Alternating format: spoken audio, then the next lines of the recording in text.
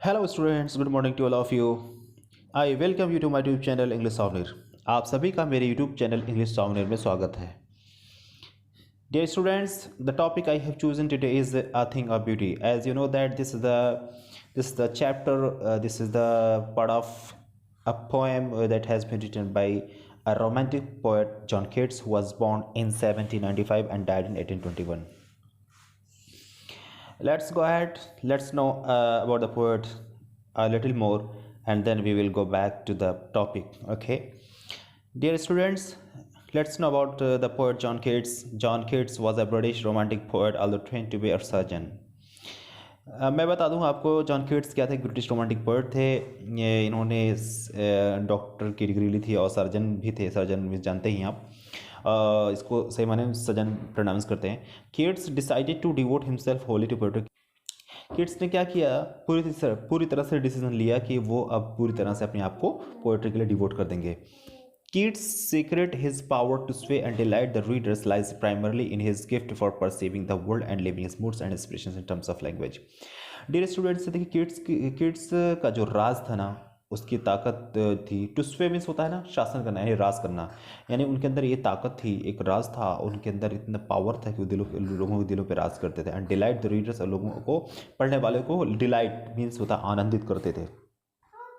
और ये सारा जो राज है ना, ये किस पे छिपा हुआ इनका? Primarily lies in the gift. वो गिफ्ट में जो पूरी दुनिया को परसीव करते हैं। परसीव मीन्स होता है किसी को जानना या करीब से देखना। तो उनके जो परसेप्शन का जो पावर था जॉन किट्स का, वो बहुत अच्छा था। And living his moods and aspirations in terms of language. मतलब यही था कि जो उनके एस्पिरेशंस हुआ करते थे, उनका जो मूड्स हुआ करता है, वे ऑफ थिंकिंग हुआ करते थे, वो बहुत अच्छी हुआ करते थे, जो लैंग्वेज के रूप में निकल के आती थी। The following is an excerpt from his poem Endymion. Exactly, just I told you earlier that this poem is an excerpt only from the long poem Endymion.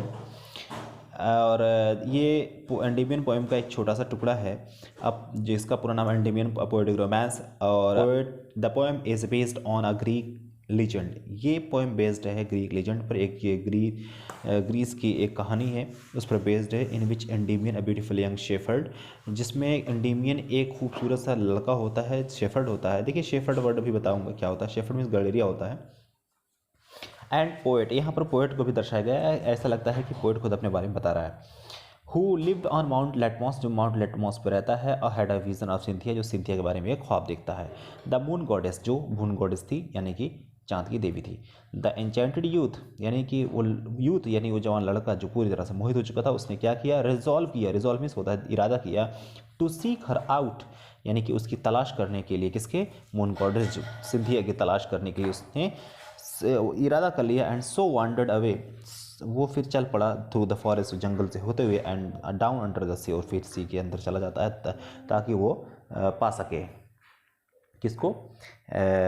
Cynthia को पा सके। अब देखिए मैं आपको बताऊं, देखिए डियर स्टूडेंट्स, ये एंडीमियन सही मायने में ये जो आपका ये चैप्टर है अ थिंग ऑफ ब्यूटी, सही मायने में इस पोएम का नाम अ थिंग ऑफ ब्यूटी नहीं है, बल्कि सही एंटायर पोएम तो एक पार्ट है। कुछ लाइनें ली गई हैं जो पोएम के रूप में आपको दे दी गई हैं, वरना सही मायने में मैं बात कहूँ, जो पोएम है वो एंडीमियन है। और एंडीमियन जो है, एंडीमियन में ही 4 बुक्स हैं, यानी 4 बुक्स हैं, 4 किताबें लिखी गई हैं। और हर बुक में लगभग 1000 लाइन है, यानी हर बुक में 1000 लाइन्स हैं। अब आप अंदाज़ा लगा सकते हैं ये कितनी बड़ी पोएम है ये। अच्छा, तो आपको बताऊं, ये जो फर्स्ट पार्ट है पोएम, एंडीमियन पोएम का जो फर्स्ट पार्ट है, वहाँ से ये लाइन ली गई है, जो पहली लाइन से शुरू होती है। अब ये कहानी मैं बताऊं, ऐसा होता था ग्रीक मैथोलॉजी में, क्लासिकल ग्रीक मैथोलॉजी में ऐसा हुआ था कि एक माउंट लेटमॉस था, जहाँ पर यंग शेफर्ड जैसे यहाँ पर हम बता रहे हैं ना, शेफर्ड वर्ड आपको बताते हैं शेफर्ड क्या होता है। शेफर्ड का जो लिटरल ट्रांसलेशन होता है गडेरिया होता है हमारे यहाँ, बट तो वहाँ पर रोमांटिसिज्म में, यानी रोमांटिक पोएट लोग जो है किसी हीरो को रिप्रेजेंट करने के लिए शेफर्ड वर्ड का यूज़ किया करते थे। हीरो को शेफर्डेस और हीरो को शेफर्ड, मुझे लगता है समझ गए होंगे। अब जो शेफर्ड एंडीमियन है, यानी हीरो एंडीमियन है, ये इसकी एक बहन होती है जिसका नाम होता है पियोना, और वो माउंट लेटमॉस पे रहते हैं। ओके, तो होता क्या है कि उसकी उसकी बहन एंडीमियन को लेके चली जाती है, थोड़ी दूर लेके चली जाती है और वहाँ पर शायद रात गुजारती हैं या फिर वो दिन में ही वो सो जाता है, ख्वाब दिन में सो जाता है, यानी कि कौन सो जाता है, एंडीमियन सो जाता है और दोनों लोग शायद सो जाते हैं जब, लेकिन जब एंडीमियन सो के उठता है नहीं, जब जागता है तो एक वो रात में कह लीजिए दिन में वो सपना देखता है और उसी सपने को या ख्वाब को अपनी बहन को बताता है, यानी पियोना को बताता है। उसकी बहन पियोना उसे सुनती है, लेकिन कि मैंने एक सपना देखा है सेलेन के बारे में। वो अपनी बहन से उस सपने में आई हुई लड़की जिसका नाम सेलेन था उसके बारे में बताता है। हाँ डियर, अब आता है वर्ड सेलेन। सेलेन क्या है मैं आपको बता दूं। सेलेन जो वर्ड है ना डियर, सेलेन एक नाम था, सेलेन नाम था मून गॉडेस का, लेकिन जॉन कीट्स ने इसको अपनी पोएम में रीनेम कर दिया है सिंथिया के नाम से। तो एंडीमियन जो है सेलेन के बारे में रिप्रेजेंट करता बताता है जो मून गॉडेस सिंथिया थी। तो अब वो कहता है कि उस ख्वाब में उससे प्यार हो जाता, मोहब्बत हो जाती है और उसकी तलाश में वो निकल चलता है। और आपको ये भी बता दें एंडीमियन और ये दोनों मतलब ये गॉडली फिगर थे। गॉडली फिगर का मतलब ये है कि इनका कोई फिजिकल रोल नहीं दिखता है कि वो ह्यूमन बॉडीज़ थे। अच्छा, दूसरी बात यह है कि माउंट पे वो लोग रहते थे, इसके बाद फिर वहाँ से वो एंडीमियन निकलता है और एंडीमियन जो है उसकी तलाश में, किसकी, सिंथिया की तलाश में निकल पड़ता है। तो समुद्र के पास, जंगल से होते हुए जाता है तो समुद्र के पास पहुँचता है। वहाँ पे एक ग्लॉकस नाम के शख्स से मिलता है। ग्लॉकस जो है आपको बताऊँ, उसने एक विच थी, मतलब जादूगरनी थी। उसने क्या किया था, ग्लॉकस को कैद कर रखा था। उसने ग्लॉकस को जो है छुड़वा लिया अपने पावर से। अच्छा, और बता दें आपको, आगे बढ़ता है सिंथिया की तलाश में आगे निकलता है। डियर स्टूडेंट्स, एंडीमियन जब आगे बढ़ता है तो वो एक पर्वत पर पहुंचता है जिसका नाम था ओलंपस। और ओलंपस पर्वत यानी पहाड़ पर पहुंचने के बाद उसकी मुलाकात एक इंडियन गर्ल से हो जाती है, भारतीय लड़की है। बहुत ख़ास बात है, ध्यान दीजिएगा। उस भारतीय लड़की का नाम कुछ वैसे तो नहीं आया है, लेकिन मैं बताता हूँ ये भारतीय लड़की थी कौन। तो उस इंडियन गर्ल से उसकी मुलाकात हो जाती है और उसी से वो प्यार हो जाता है, मोहब्बत हो जाती है। मैं आपको बताऊं, ध्यान दीजिए कि आप इससे पहले आपने ये देखा था कि उसको ख्वाब में किस लड़के से प्यार हुआ था, सिंथिया से, जो गॉडेस ऑफ मून थी। अब यहाँ पर जब वो निकलता है उसकी तलाश में तो उससे प्यार हो जाता है एक इंडियन गर्ल से। तो जब उससे प्यार हो जाता है तो उससे क्लोजली मिलने लगता है। तो जब मिलने जाता है तो वो लड़की जो इंडियन गर्ल थी वो कहती है कि ऐसा है कि अब तुम मुझे भूल जाओ, क्योंकि तुमने जो है, तुम्हारा प्यार जो है फिज़िकल प्यार है और मैं तुमसे प्यार नहीं कर सकती। ऐसा करके वो इग्नोर करती है और वो छोड़ देती है, वो कहती है तुम भूल जाओ। अच्छा, ऐसा क्यों? क्योंकि जब वो सिंथिया वो सही मायने में इंडियन गर्ल, वो सिंथिया ही थी जो इंडियन गर्ल के फॉर्म में आती है। तो इस तरह से जो है उसके प्यार की परीक्षा ली जाती है और उस पर फेल हो जाता है। तो डियर स्टूडेंट्स, आपको बताऊं ये ज़िंदगी जो है होपलेसनेस और होपफुलनेस दोनों से भरी हुई है।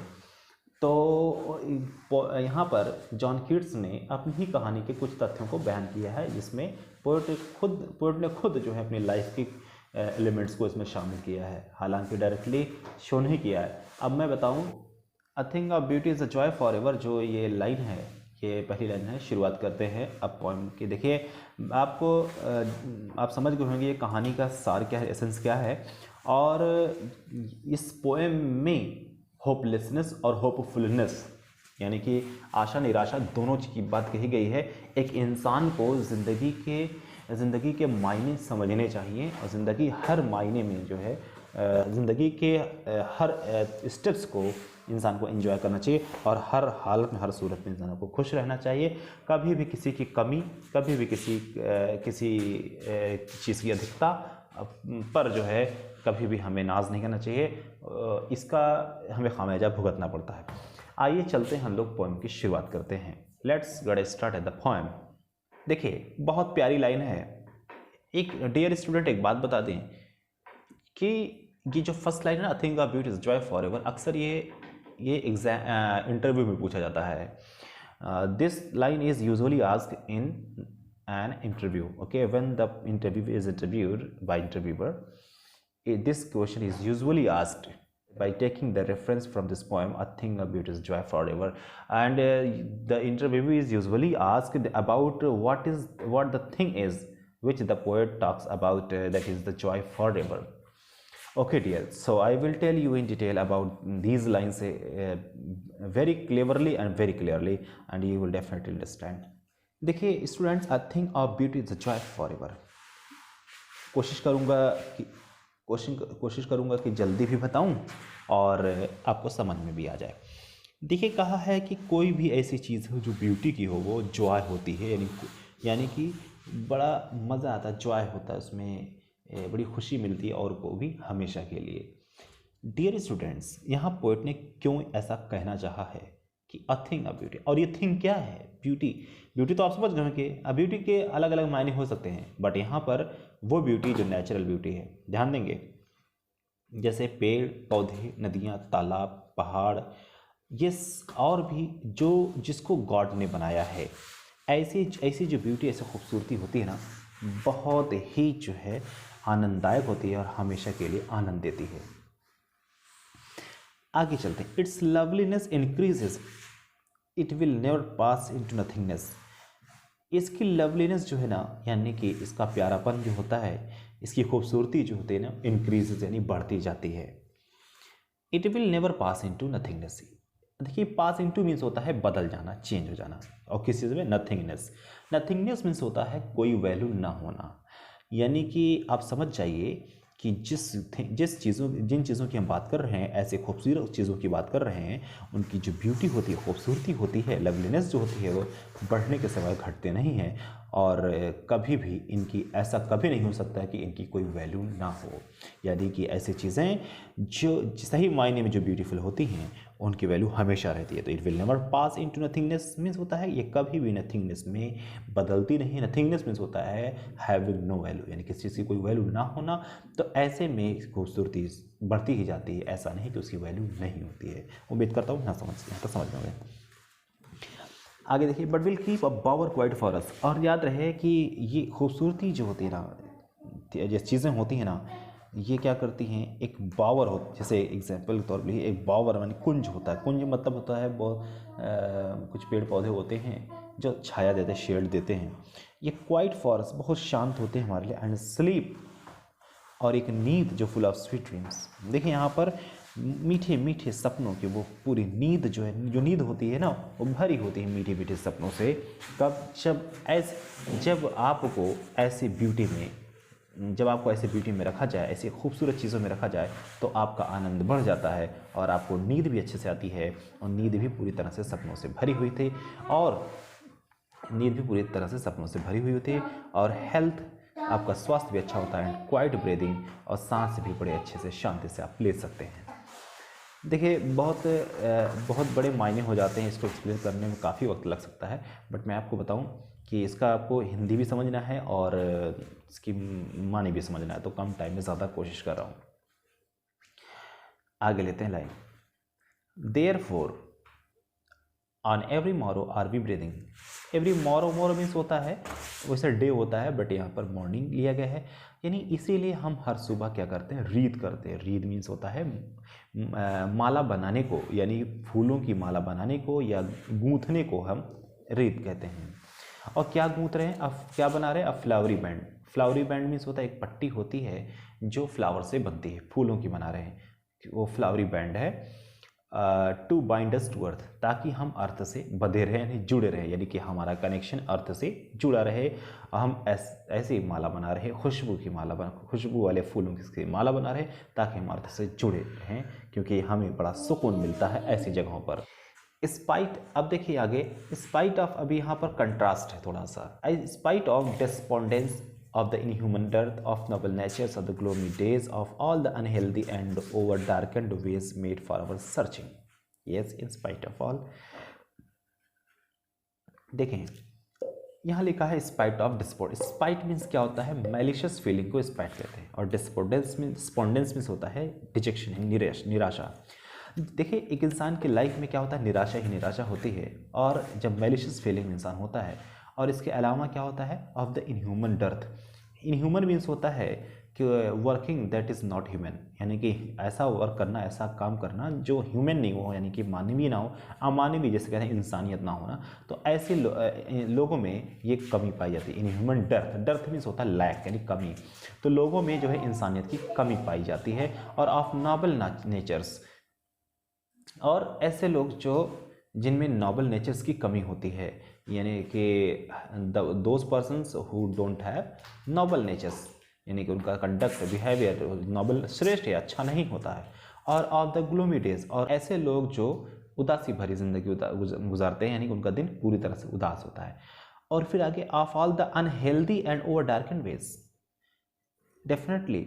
और सारे लोग क्या होते हैं, स्वास्थ्य से बिल्कुल कमज़ोर होते हैं, एंड ओवर डार्कन वेज, और पूरी तरह से इनकी ज़िंदगी की जो दिनचर्या होती है हमेशा बड़े दुख भरे में या उदासीनता से गुजरती है। और मेड फॉर आवर सर्चिंग, यही सब सारी चीज़ें हमारी जो है तलाश में रहती हैं, यानी हाँ, यानी कि यूँ कह लें कि हम हमेशा इन्हीं चीज़ों से गुजर रहे होते हैं। यस, हाँ, इन स्पाइट ऑफ ऑल, यानी इन सब के बावजूद, some shape of beauty moves away the ball. यहाँ पर कहा गया है कि हाँ, हम लोग तो ऐसी ज़िंदगी गुजारते हैं, बेशक इसमें कोई शक नहीं, लेकिन कुछ ब्यूटीज़ की, यानी खूबसूरत चीज़ों की कुछ शेप यहाँ पर जानते हैं, शेप मीन्स होता है आकार, बट यहाँ पर जैसे पेड़ पौधे, नदियाँ, तालाब, सूरज, चाँद और तारे, ये सब जो है यहाँ पर यही इसी को शेप कहा गया है।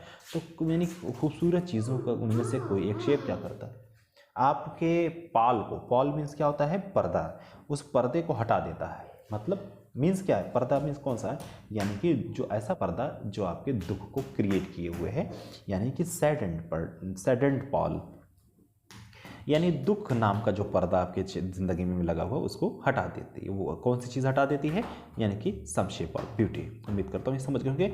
और कहाँ से, from our dark spirits. Dark spirits means होता है, स्पिरिट्स मीन्स यहाँ पर हार्ट, और कहाँ से, डार्क मीन्स बहुत अंधेरा होता है ना, यानी कि हमारे दिलों में, हमारे जहन में जो अंधेरापन है, यानी कि जो उदासी है, वहाँ से वो उदासी ख़त्म कर देता है। और सच द सन, और एग्जाम्पल के तौर पर दिया गया है, जैसे इस प्रकार, जैसे सन, मून यानी कि सूरज, चाँद, ट्रीज यानी पेड़, और कौन, ओल्ड एंड यंग, यानी कि जो चाहे बड़े पेड़ हों या छोटे पेड़ हों। स्प्राउटिंग अ शेडी बून, ये सारे लोग, स्प्राउटिंग मीन्स होता है निकल रहे हैं, शेडी बून मीन्स होता है, शेडी मीन्स होता है छायादार, और बून का वैसे मानी होता है आशीर्वाद। ध्यान देंगे, इसको मैं एक्सप्लेन कर रहा हूँ। तो ये सारे लोग निकल रहे हैं किस लिए, हमारे एक आशीर्वाद के रूप में छाया देते हैं, ऐसी छाया देते हैं, वो हमारे लिए बून साबित होता है, एक वरदान, एक आशीर्वाद साबित होता है। उम्मीद करता हूँ आपको ये लाइन समझ में आ गई होगी। आगे चलते हैं। और किसके लिए छाया देते हैं, फॉर सिंपल शीप। ध्यान देंगे, शीप मीन्स भेड़ होता है, बट रिमेंबर मैंने बताया था कि शेफर्ड्स मीन्स गड़ेरिया, और गड़ेरिया क्या करता है, जो गड़ेरिया होता है वो भेड़ का पालन करता है। तो शीप मीन्स भेड़ होता है, तो यानी कि गड़ेरिया के लिए भी भेड़, इसका मतलब आप समझने की कोशिश करिए कि शीप मीन्स भेड़ बेशक होता है, बट यहाँ पर सिंपल लगा दिया गया है, यानी कि यहाँ पे इंसानों की बात कही गई है, यानी सिंपल शीप मीन्स होता है ह्यूमन, यानी इंसानों के लिए वो क्या करता है, एक बून का काम करता है। और एग्जाम्पल के तौर पर देखिए आगे लिखा है, एंड सच आर डैफोडिल्स, जैसे डैफोडिल्स होता है, डैफोडिल्स एक फ्लावर होता है, बस येलो कलर्ड फ्लावर्स होता है, और जिसको हिंदी में हम कनेरी का फूल कहते हैं, येलो कलर्ड होता है। और आपको बता दूं, डैफोडिल्स नाम से विलियम वर्ड्सवर्थ ने एक पोएम लिखी है, जिसका दूसरा नाम है I wandered lonely as a cloud, और ये आप पोएम पढ़ेंगे आपको मज़ा आ जाएगा। मैं डैफोडिल्स से पढ़ा चुका हूँ, और आगे चल के हमारी वीडियो में डैफोडिल्स की पोएम का एक्सप्लेनेशन मिलेगा, आप लोग सुन सकते हैं और देख सकते हैं।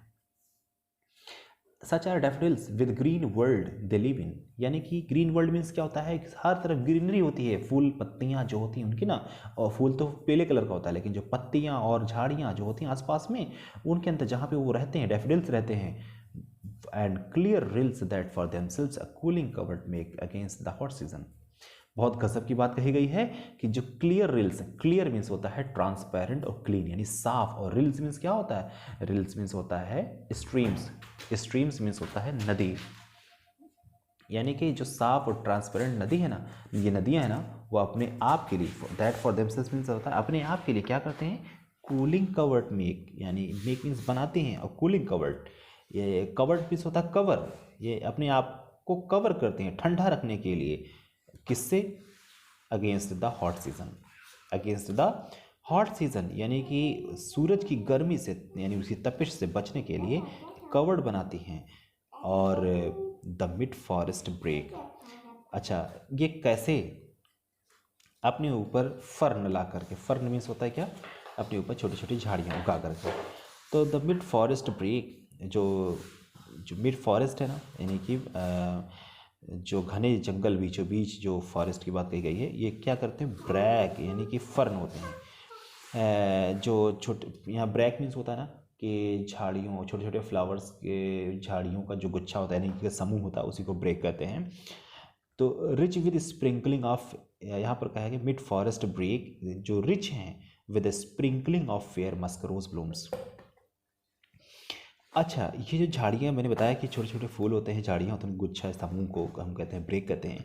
और रिच होते हैं, रिच मीन्स होता है फुल ऑफ, यानी भरे हुए होते हैं, यानी किन चीज़ों से, विद स्प्रिंकलिंग, स्प्रिंकलिंग मीन्स होता है स्कैटर्ड, यानी छिड़काव, यानी कि जो बिखरे हुए होते हैं, of fair musk rose blooms, fair means अच्छे खूबसूरत, और मस्क रोज मीन्स होता है वाइल्ड, वाइल्ड में जंगली रोज, जंगली गुलाब के फ्लावर्स से पूरी, फ्लावर की जो महक होती है उस पर फूलों पर छिड़की हुई होती है, और ब्लूम्स मीन्स में वो खिल रहे होते हैं। And such too is the grandeur of the dooms, और इसी तरह से is the grandeur, grandeur means होता है शान और शौकत होती है, ऑफ द डूम्स मीन्स होता है तबाही और क़यामत की भी। इसका मतलब जानते हैं, देखिए कितनी गज़ब की बात कही है कि एक तरफ जैसे फ्लावर्स, फूलों का खिलना, जंगली फूलों का खिलना, अपने ऊपर क्या करता है, स्प्रिंकलिंग करता है, मैं छिड़काव करता है खुशबुओं की, खुशबू का छिड़काव करता है। इसी तरह से इंसान की तबाही जब आती है, या फिर जब बर्बाद होता है, उसके डिस्ट्रक्शन के वक्त भी, और जो ग्रैंडियर होता है, शान और शौकत होती है ना, वैसे भी वो स्प्लेंडर लाता है उसके लाइफ में, चार चांद लगाता है। We have imagine for the mighty dead, और हमने ये कल्पना की है, for the mighty dead means क्या होता है जानते हैं, ऐसे, माइटी मीन्स होता है शक्तिशाली या पावरफुल, डेड मीन्स होता है मरे हुए लोग, ऐसे लोग जो मर गए हैं और पावरफुल रहे हैं, यानी कि पोएट कहता है कि हमने ऐसे लोगों के बारे में कल्पना भी की है जो हमसे पहले मर चुके हैं, यानी कि अपने पूर्वजों के बारे में जो कभी शक्तिशाली रहे थे। और वो क्या करते थे, कभी कहानियों ने सुनाया करते थे, लेकिन कह रहा है कि ऑल लवली टेल्स, ये सारी सुंदर खूबसूरत और प्यारी कहानियाँ, दैट वी हैव हर्ड और रेड, जो हमने कभी सुनी हैं और पढ़ी भी हैं, and endless fountain of a mortal drink pouring unto us from the heavens brink. और ये क्या, अब ये जो है उसके आगे जो कहानियाँ हैं, टेल्स हैं, ये सब बेकार साबित हो जा रही हैं, बेकार हो जा रही हैं, किसके आगे, उस ड्रिंक के आगे, यानी endless fountain of immortal drink means होता है अमृत होता है, यानी कि नेक्टर होता है, यानी दूसरे वर्ड में एलेक्सिर कहेंगे। तो एक तरह का फाउंटेन है, फाउंटेन मीन्स होता है फव्वारा, और एंडलेस है, एंडलेस मीन्स होता है जो ख़त्म ना हो। तो फव्वारे से अमृत की वर्षा हो रही है, जो एंडलेस है, जो कभी ख़त्म ना हो, तो अमृत की वर्षा हो रही है। अब आप बताइए कौन पीना नहीं चाहेगा, अमृत कौन नहीं पीना चाहेगा। और ये पोरिंग ऑन टू अस, यानी कि वो उड़ेल रहा है, fast from the heavens brink, यानी कि हेवेंस ब्रिंक मीन्स क्या होता है, पैराडाइज, यानी कि पैराडाइज से, यानी कि जन्नत से हमें वो ये क्या, अमृत मिल रहा है पीने को। तो जाहिर सी बात है ये कहानियाँ हमारे आगे क्या होंगी, बिल्कुल क्या होंगी, अनइंटरेस्टिंग होंगी, अच्छी नहीं लगेंगी, क्योंकि हमें क्या मिल रहा है, इमॉर्टल ड्रिंक मिल रहा है पीने को, कहाँ से, हेवेंस ड्रिंक। यहाँ पर एंडीमे ने कहना चाहा है कि जो उसको मिला है पीने को, यानी कि वो जो डिवाइन पावर उसके अंदर, लाइफ डिवाइन पावर से प्यार हुआ है, तो वो चाहता है, कह रहा है कि ये फिज़िकल चीज़ों को कौन देखेगा, जो डिवाइन चीज़ें हमको मिल रही हैं। तो उम्मीद करता हूँ कि ये पोएम आपको समझ में आ गए होंगे। Dear students, if you have understood this poem, please mention your views that you have understood, and that you please comment. If you have any suggestion, please comment in the comment section below and tell me. Or and one more thing, please share this video to your friends so that they could also watch this video and understand it easily. Okay, उम्मीद करता हूँ आपको समझ में आ गया होगा। Thank you so much, see you again in the next video, bye bye, thank you for watching this video.